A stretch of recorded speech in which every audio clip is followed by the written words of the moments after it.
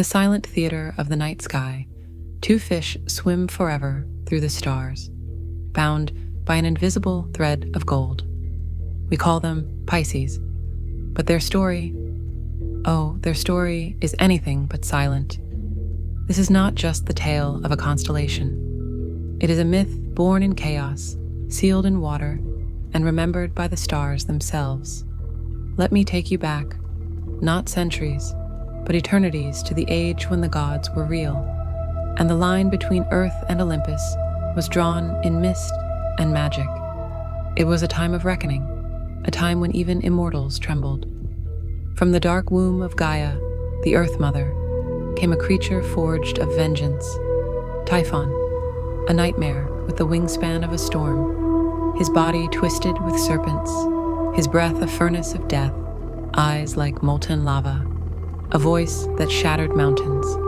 He rose to destroy Olympus itself. Even Zeus, king of gods, faltered before him.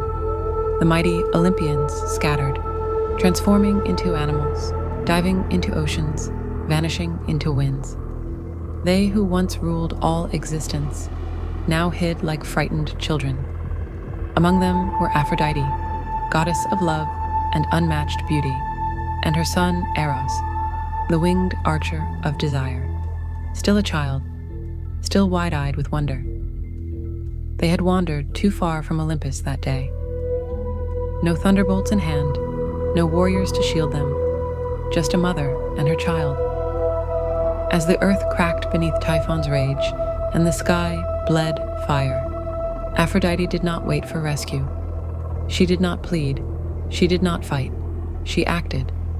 With her heart pounding like a war drum, she grabbed her son's hand and ran, through forests burning, over rivers boiling, until they reached the water's edge.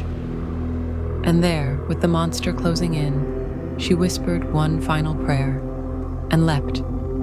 They didn't sink, they changed. Where once stood a goddess and a godling, now swam two luminous fish. Their scales shimmered with starlight.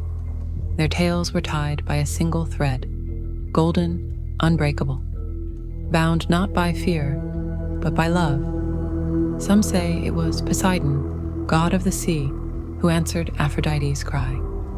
Others say it was her own divine power that called the transformation. But the truth? The river itself remembered her kindness, and it carried them far from the eyes of destruction. Typhon howled above, but his fury could not reach them. The goddess of love and her son, the spark of desire, had escaped.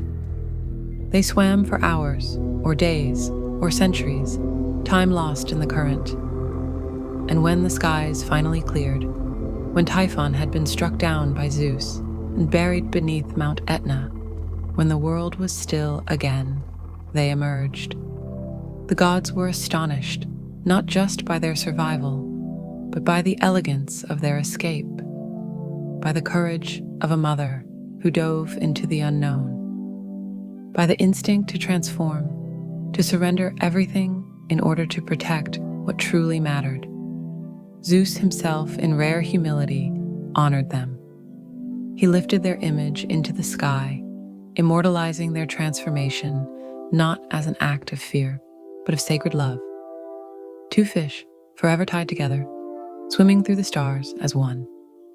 Thus was born the constellation Pisces. But their story didn't end there. Those born under Pisces are said to carry that legacy in their hearts. Dreamers, feelers, old souls adrift in a world too loud.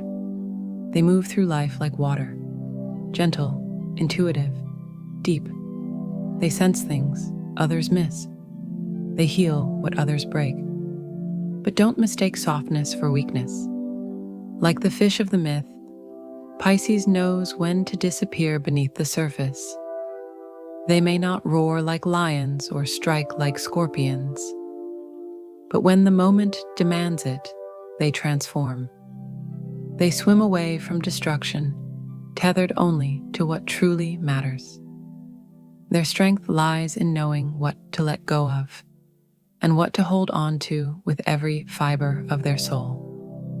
So when you next gaze into the night and find those twin stars tied by fate, remember, they are more than a constellation. They are a tribute to the divine courage of escape, to the eternal bond between a mother and her child, to the quiet power of choosing love over fear.